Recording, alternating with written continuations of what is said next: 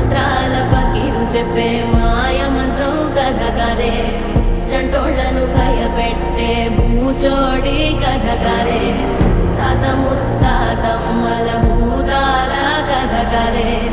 విక్రమాదిత్యుడు చెప్పిన వేదాళుడి కథ కదే దీపము నుండి దెయ్యం వచ్చే అల్లావుద్దీన్ కథ కాదే ఇది ముడత చర్మం ముసలి చెప్పే కథ